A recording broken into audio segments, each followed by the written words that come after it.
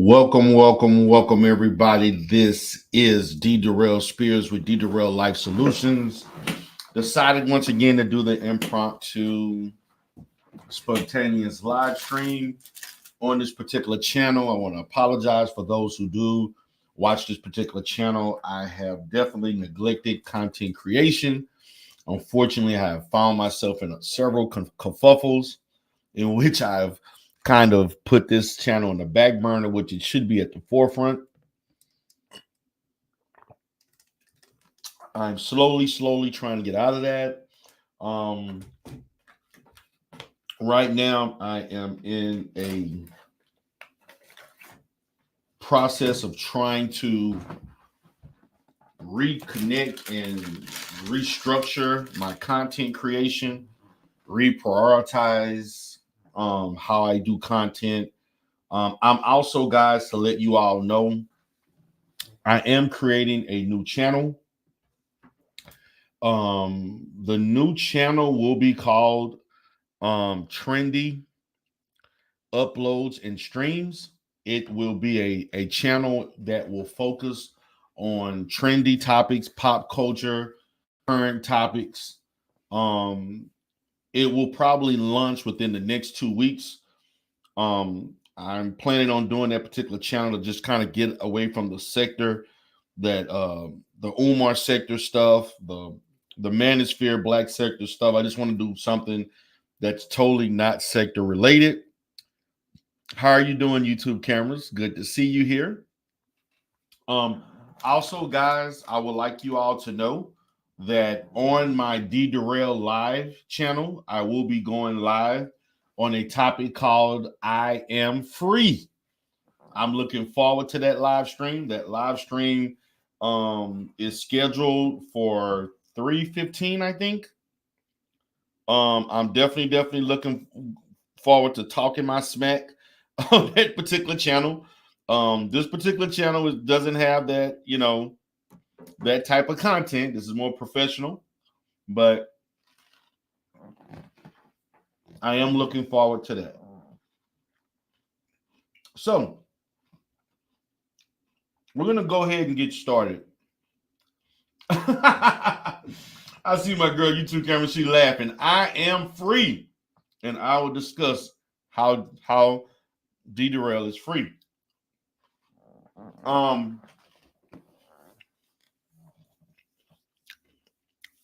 To be honest with you guys, I had made plans to actually terminate D Derail Live channel, and I was going to no longer post. I decided that I'm not going to do a lot of content on that channel, but I will be very sporadic and just talking smack and talking my ish anytime I get a chance. But it's not going to be a channel where I consistently drop content. Okay, so let's get to it. The current topic is content creators talking about their mental health conditions. Now, I want you all to understand, as a mental health professional, as a clinical psychotherapist for well over 18 years, I have 25 years experience in mental health.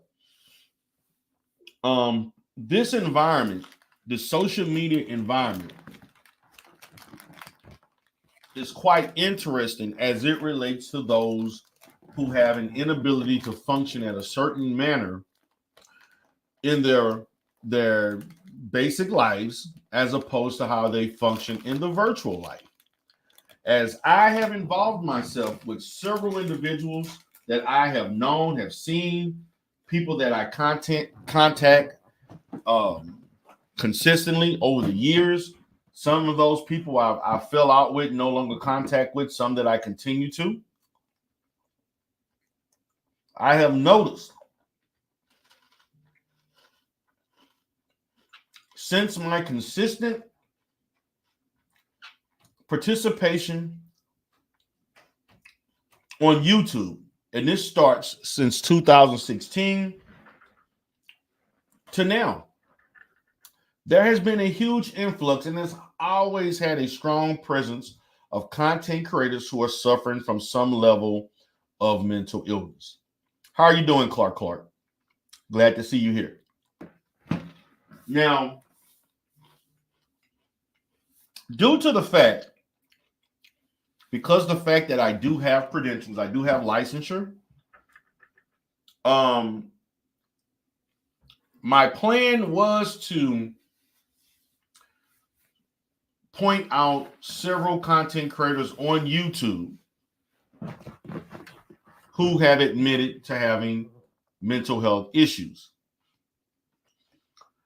I decided to opt out of doing that because, unfortunately, guys, when I was in that particular Umar sector, I pointed out things in regards to people having certain mental health issues, and they tried to strike my license. Unfortunately, they were unsuccessful. And I don't want to get into another ethical/liability issue because I pointed out some things, even if they admitted through their own admission that so-and-so said this and about themselves and their behavior. So I'm going to talk in general terms as it involves content creators who suffer from some level of mental illness. Okay. Now I have created several videos that illustrate the level of mental illness at a heightened level all the way down to functional levels, and how people carry themselves, how they respond to things when they get out of control, the offline affairs, the online, all of the things that make up disorder and features. I'm just going to talk about my experience. And for those in the chat, if you would like to bring up episodes of people who have done certain things, you're more than happy to do so. I have actually done content in the Umar sector and in the manosphere sector in which I have instead of talking about the actual person who behaved in a certain way, I took it upon myself to speak of the actual illness itself, and I spoke on it and presented it in detail. And it turned out to be pretty good. I opened discussion, and people appreciated it. They really, really appreciated me educating them on that particular mental illness.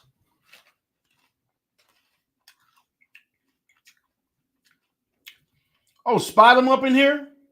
I don't see Spot him. Matter of fact, Spot him, I need to holler at you, Spot him. If you ever get a chance, I'd like you to email me. There's some things I'd like to consult with you about. So yeah, Spot him, send me an email, Spot him, at amburn1718@gmail.com. It's actually very important. I just need to holler at you for a little bit about some things. Please get at me because I don't see you here, but obviously Clark see you. I don't know why I don't see you. But hit me up at amburn1718 at gmail.com. I want to talk to you about something. Okay. So as we talk about content creators with mental illness, when I first came into YouTube, I would have never thought that the YouTube environment consists of a high level of mental illness, not only relegated to content creation, but also people who are panelists and subscribers and viewers. I have experienced it firsthand, particularly when I entered into sectors such as the manosphere, the pro-Black sector,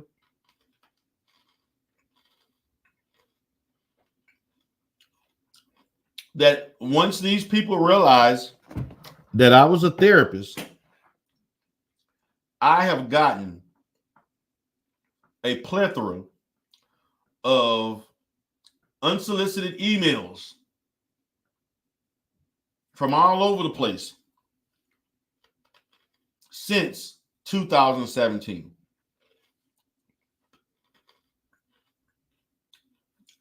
I would do a video on major depressive disorder, talk in detail about depression. Within a day or two, I would get several emails from people saying that I'm suffering from major depression. My son is suffering from major depression. A family member is suffering. I don't know what to do. D. Darrell, you're a therapist. Can you help me?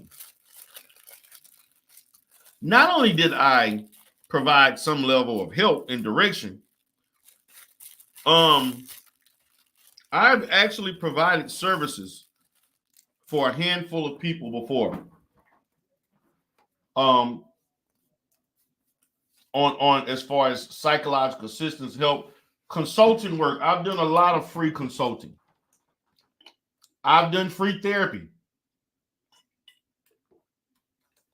I've had people who latched on to me for free therapy because I provided a comfort level of not necessarily traditional therapy, but I provided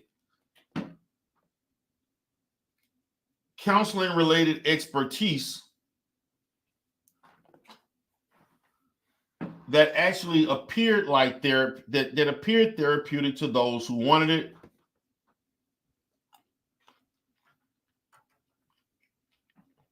And they valued my relationship because of that. Some of these people I don't even know would have even continued to deal with me if I didn't have the expertise that I possessed.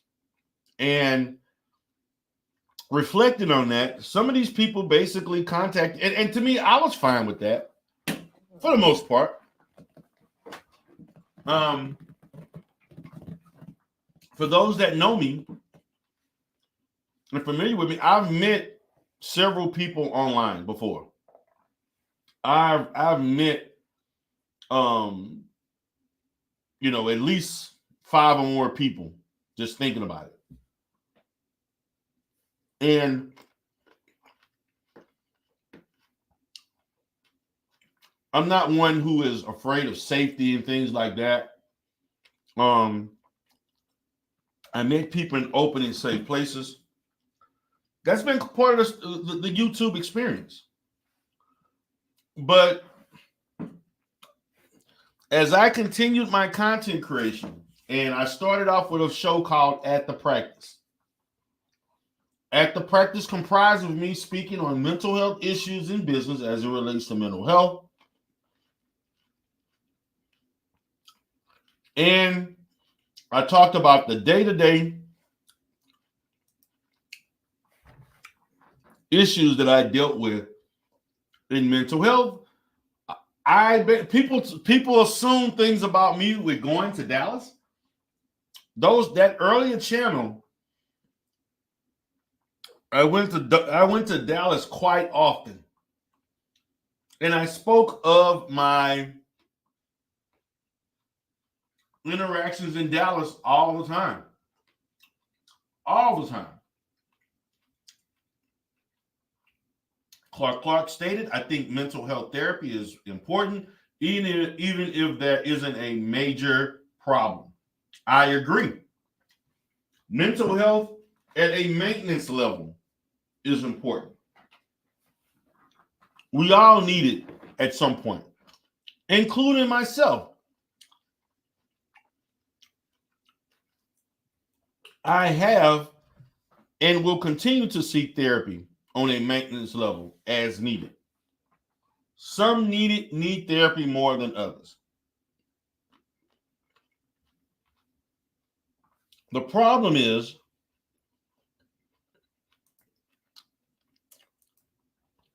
people must understand that your online comfortability and openness of disclosure at a frequent level about your personal mental health social, whatever's going on in your life, traumatic events, can never be misconstrued as a replacement for therapy. It is not. I have spoken diligently about using YouTube as a form of therapy is not appropriate. I've talked diligently over the past 7 years about the risks that are involved with you disclosing your psychological or health-related information online. And it fell unanimously on deaf ears not each time, but most of the time. Even till this day, there are people that I have to tell them to get help. And they refuse to get help. They want to call me and they want free therapy. I've actually stopped that a great deal. And I have had people who had suicide attempts. I've dealt with people who I had to talk them to go into the hospital. And I may be very frank with you all. That was not my intentions and reason for being on YouTube. I felt like I was working. I wanted YouTube to be implemented as an aspect of my life so that I can take my mind away and distract me from other things going on in my life for a brief period. Then I can get back to normal function, normal life. Turns out I was way more needed than I anticipated. I haven't even scratched the surface of the things that I could have done online, as it involves mental health, presentations, CEUs, doing content with other mental health professionals, doing panels, interviews, educating people on mental health. There's a lot of information that I have not talked about because I got involved with other things. And part of that is it felt like work whenever I would do that. And so this channel, I'm able to present it in a manner that doesn't appear like work.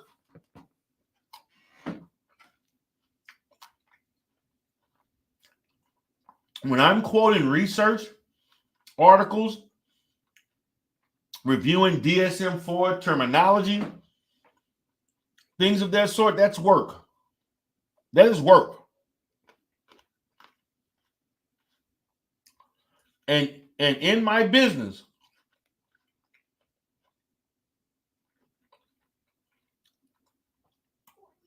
clientele pays me $200 an hour to do the same work that I'm doing for you for free. I'm just going to be honest.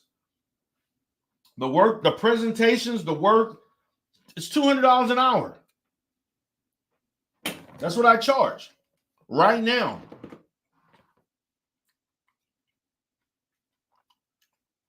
I have appointments set up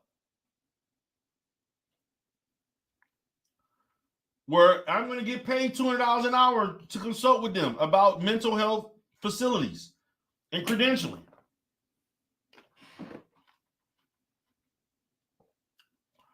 The same stuff that I'm going to be talking to my client about later this week, as it involves their mental health facility that they're getting ready to establish, the credentialing, the process, the application of behavioral therapy, and other different therapeutic services. They're paying me $200 an hour. In my position, as I was very naive to how what you say on YouTube can be misconstrued and can be flipped and all these different things, and it has filtered into my professional life in real life, unfortunately. I've had people that have told me to be conscientious of what's going on. I was. And then it turned out some things got really close to me and I had to act. So I dealt with this a lot with content creators who have mental health issues. And I spent most of my time and have gotten into countless arguments that involved me discouraging individuals to avoid speaking in detail about their mental health problems online. And most refused. Okay? Most refused. But you know what happened? I want y'all to understand what my experience. I'm not saying this is everybody's experience. I've had several incidents in which content creators spoke on the fact that they're on this type of medication, they have this type of illness, they've been dealing with it. Then another content creator they're beefing with goes live and makes fun of them based on their illness and what they're dealing with. Okay? Makes fun of them, talk real crazy to them, causes them further mental health damage. And once they're out of control and don't know what to do, they continue to contact me as if I am supposed to correct what they did based on the fact that you refuse to listen. And every time I said something that these people did not agree with, these are in other sectors, the thing that would come out of their mouth is, D. Darrell, you're not a real therapist. D. Darrell, you don't know what you're talking about. D. Darrell, you're not professional. And in my profession as a therapist does not involve me being emotionally connected to people in a manner to be liked. My job is to help and assist my client. I utilize my mental health expertise to help other people in an informal manner and route them to the right direction. But you have to understand, therapy is an uncomfortable process when you're attempting to receive growth. It is not meant to be all peachy and creamy and somebody's going to pat you on the back and say everything's going to be all right. And, I had one person talking about, this person said some stuff like, yeah, sister, yeah, come on, you go, girl, and all this preaching and cheerleading acts and all this other stuff. I'm like, no, that is not what therapy is about. I'm actually offended that you would even say that you would reduce my field to cheerleading. I've had people say all types of silly and ignorant things about what they feel the therapeutic process is supposed to be like. I had one ignorant guy in the manosphere told me I should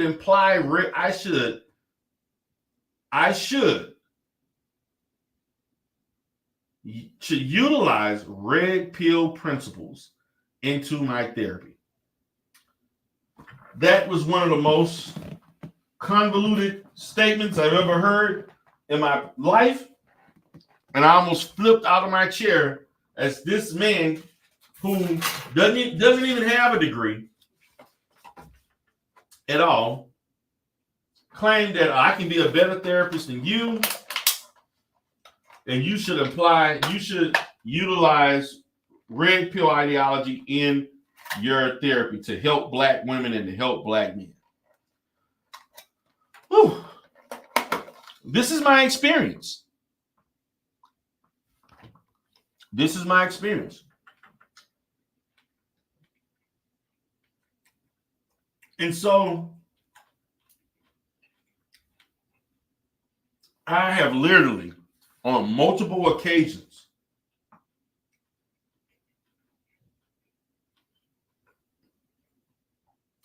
literally talk to a person and talk them down into getting off of YouTube and going to the hospital On occasions, I've talked people out of particularly harming themselves. I've talked to people in email, giving them crisis intervention and instruction in seeking help in their particular cities. I've had people who talked about their personal childhood traumas, physically or sexually or both. I've had people talk about things that relates to incest. I've had people talk about things as it involved drug use, drug abuse, and all elements that came through that experience in their environment. And these were people that I did not like as content creators or panelists. But when it comes to the subject of mental health, I put those things aside so that I could help someone in some form or fashion.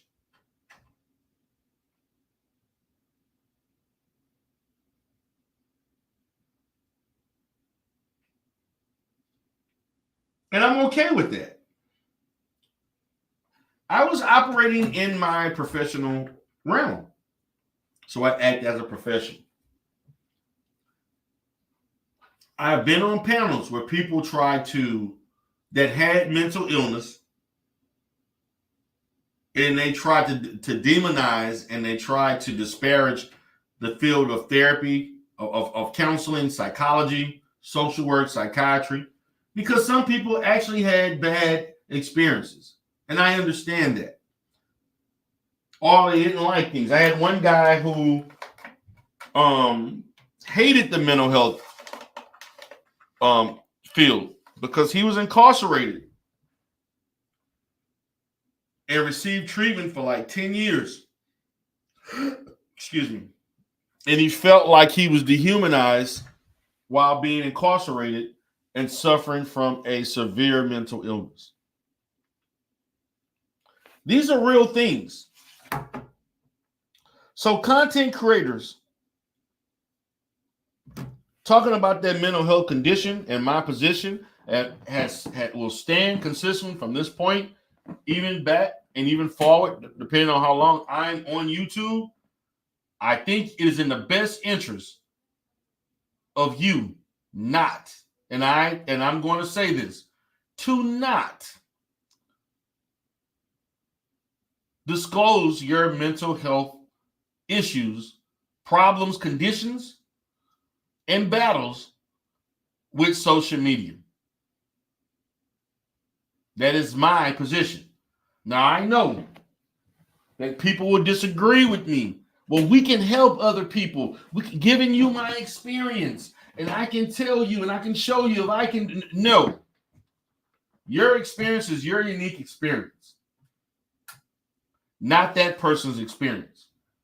Bipolar disorder presents itself different in one person as it involves another.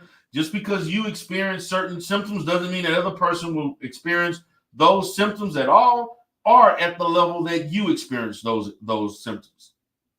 Nor will they probably be on the same medication or getting the same type of services.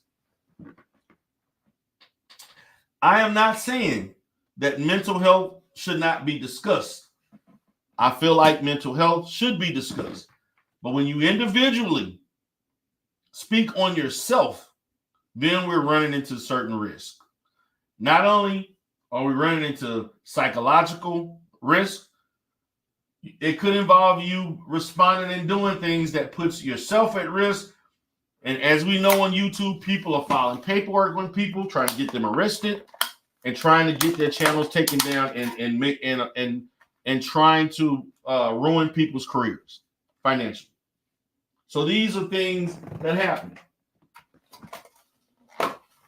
As a therapist, people have made those attempts to ruin me financially, to ruin me professionally, and lastly, they tried to ruin me family-wise in my marriage. Now, one can say, well, D. Darrell, you you participated in some of those things. Yes, I did. But people that went out their way to do things that they didn't have to do, that was none of their business. You see, mental health issues can surface itself in a variety of different ways. It can surface itself in ways in which a person that presents themselves in a certain way, it will make one difficult to believe that they can engage in such negative behaviors based on that persona.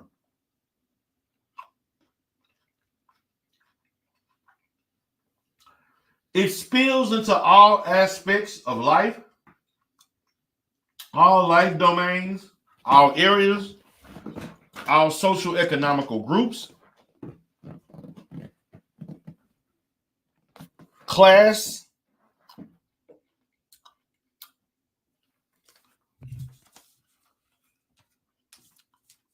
mental health issues and conditions presents itself in a way that is visible in all areas of life.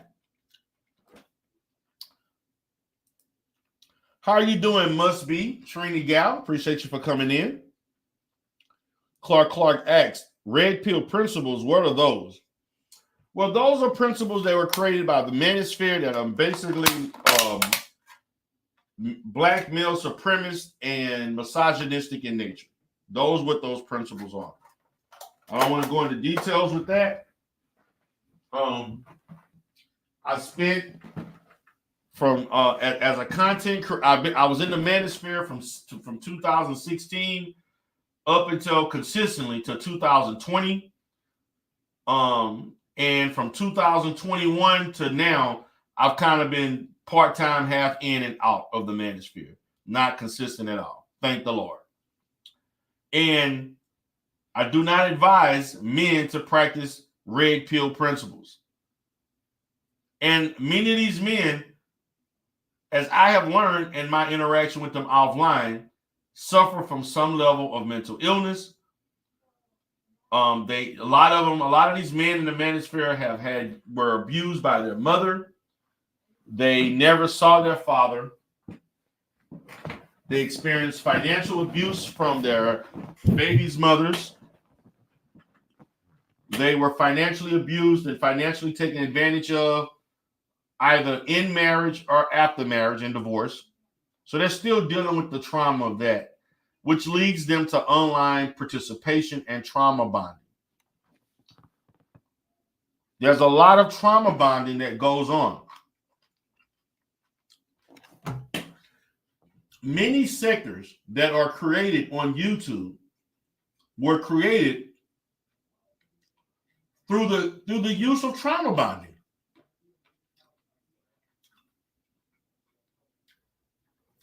The manosphere was a prime example of that. The womansphere is a prime example of that. The what is it called? The divestment community, trauma bonding, attempting to seek the refuge of others to emotionally connect with you due to your inability to connect with others in your environment, in your normal social environment. How you doing, Angie? What's up? I'm just Jason.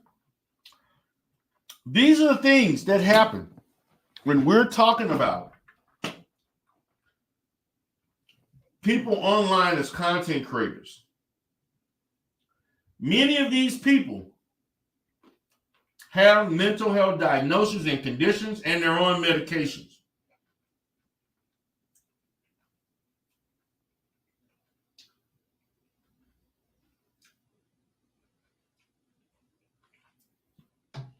Many of these people refuse to get proper help. And they don't want to listen to qualified mental health professionals. And because there are people online who are seeking alternatives to therapists, it gives refuge to people, quote unquote, being life coaches, dating coaches, consultants, unqualified, unlicensed workers. And you know what's so appalling is that people are willing to pay 2 to 3 to 4 to 5 times as much for these services from unqualified, untrained, uneducated people, and turn a side eye to the real professionals who are actually cheaper and could actually help you.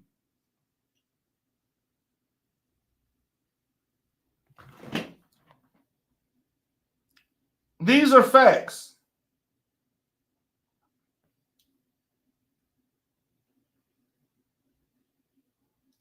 There have been people who have said idiotic things to me as D. Durrell, the therapist. You think you're going to be Derrick Jackson? Excuse me. Are you kidding me? D. Durrell, you're trying to be like Kevin Samuels. You want me to throw up? These are the type of things that I've heard. What's up, Black Einstein Production? These are the things that I have heard throughout my career on YouTube. A bona fide, highly sought after, licensed clinician who owns his own corporation, been in business for 16 years, has helped countless amounts of people, has helped countless amounts of Black people, and have done some of that pro bono. But I get into platforms like social media and with people who want to present themselves a certain way on YouTube, and they relegate my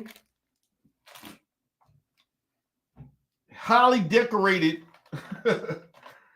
list of accomplishments to YouTube views and subscribers, memberships, cash apps, and super chats.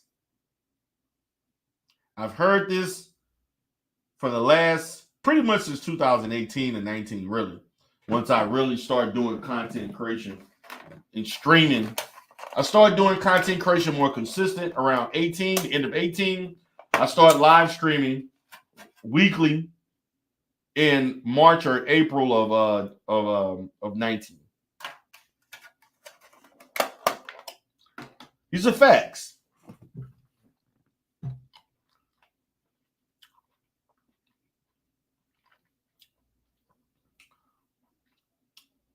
And I know that there are content creators that are in this chat.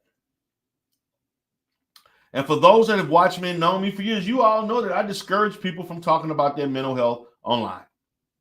And one of the reasons I discourage, because I don't know your level of healing that you've encountered, if you healed at all.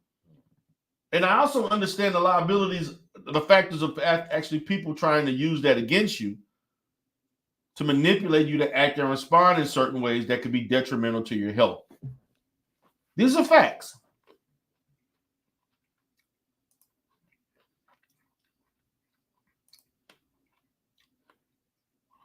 I understand that as content creators, you want to connect.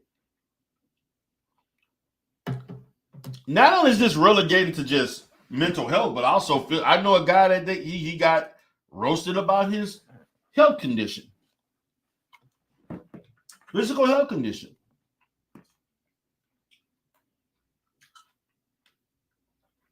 As a content creator who is suffering from a mental health illness, I want you to understand that you really don't know your audience. You don't know these people. You don't know your audience. You may know your demographics and their interests, but you don't really know these people. You don't know them.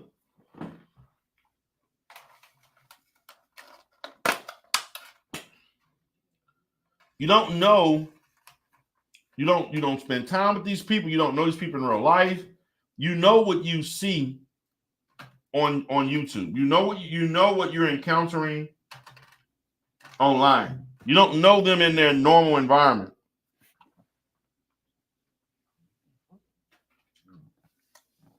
We have 20 watching. I appreciate you all for being here.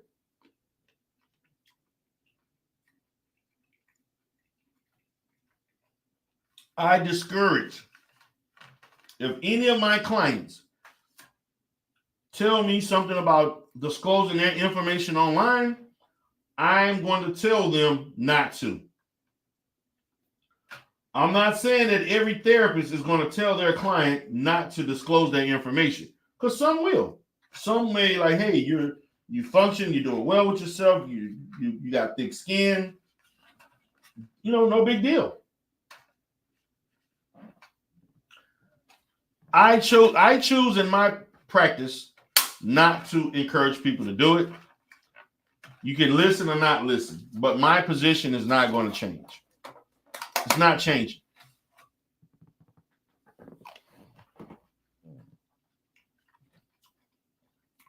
I felt this way.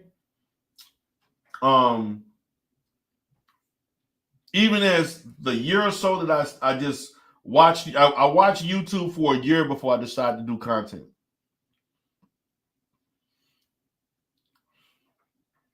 So I felt like this, even if I never participated in YouTube content creation, Facebook, Twitter. Now everything's about TikTok. TikTok has highly been critical, highly been studied by my industry in the last 2 years, because there's more content about mental illness and people self-diagnosing themselves with illnesses that they don't have on TikTok. I actually lost a friendship with a lady that was on YouTube because she self-diagnosed herself with autism, and she doesn't have autism. I've actually gotten into it with people in the autism community about autism, and everybody feels like because their child has autism that they're more reputable to discuss the issues of autism because of their child or a family member having that condition, not illness, but a condition. It's a pervasive illness that develops over time. That happens. And I've taken it by the chin. Matter of fact, when I talked about autism the first time, which was around 2020, I want to say it was 21 or 22. I think it was 21 or 22 that I said this person claiming they were autistic. The whole community came over there and was mad at me. There were several people, at least 2-3 other people that I knew very well, that did not like my presentation on autism. And they sent me long emails, mad and upset. And you know what I did? I responded back by sending them long emails back, letting them know my position is not going to change. As a professional who has engaged in helping people with autism, I had a very profitable contract dealing with autistic children. Right now, every now and then, about 3 to 4 times a year, I have an adult autistic person, a person with autism that is highly functional, that I treat for therapy. These are facts. So no, yes, I respect your opinion as it involves your child, but I'm speaking in in reference to the illness itself, not as it involves the person that you love and care for. There is a difference. I got into an argument with a lady in New York, a Hispanic lady who claimed that her father was African American. We argued about borderline personality disorder. She thinks because she read several books on borderline personality, she can diagnose and tell who's borderline or not.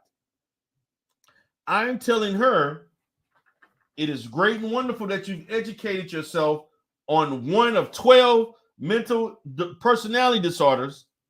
I'm sorry, actually 10, I think.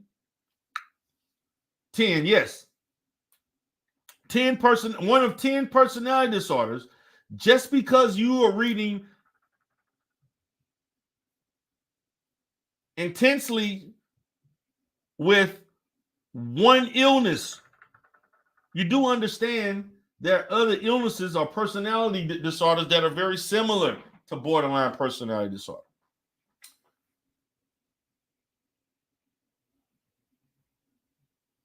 One of these persons actually had a mental illness that was arguing with me, and they claimed, you don't know what you're talking about. You can't tell me nothing. You ain't a real therapist. Yada, yada, yada. And so I conceded to their ignorant point out of peace, and I left.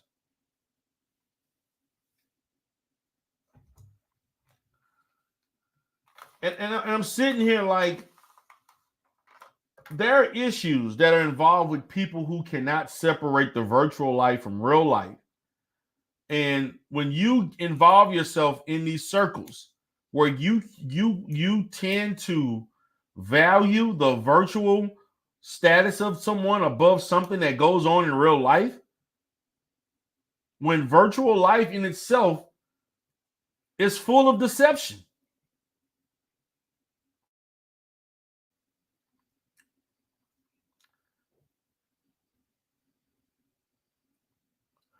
But this involves content creators who speak on mental health, who talk about mental health, not necessarily limited to the content creator themselves, but also the panelists and viewers, subscribers in the chat. I've talked about this in detail about online relationships.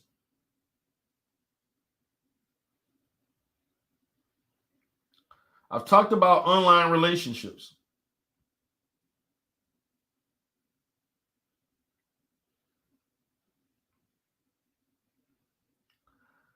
With the content creator parasocial relationships. I've talked about this.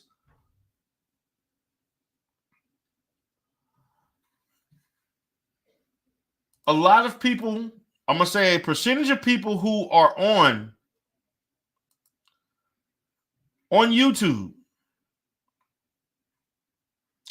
they form parasocial relationships.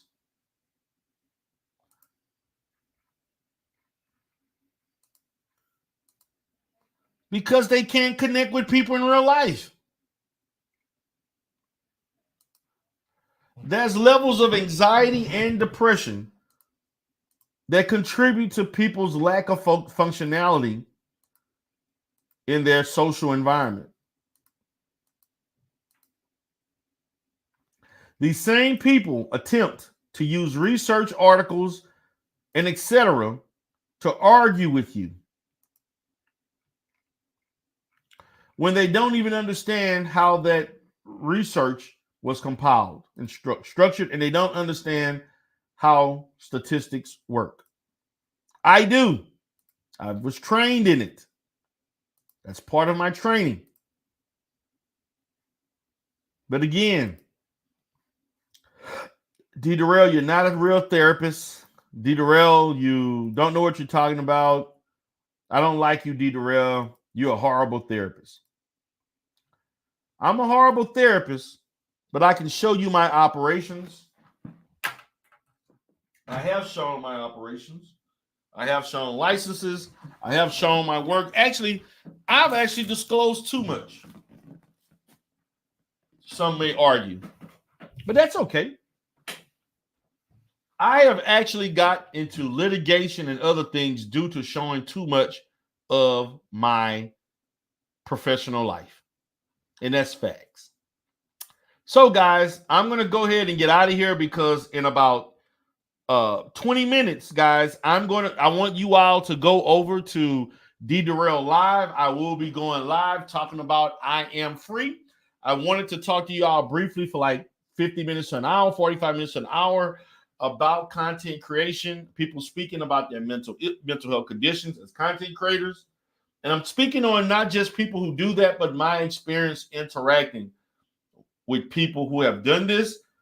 And we look at the pros and cons. There have been more cons than pros.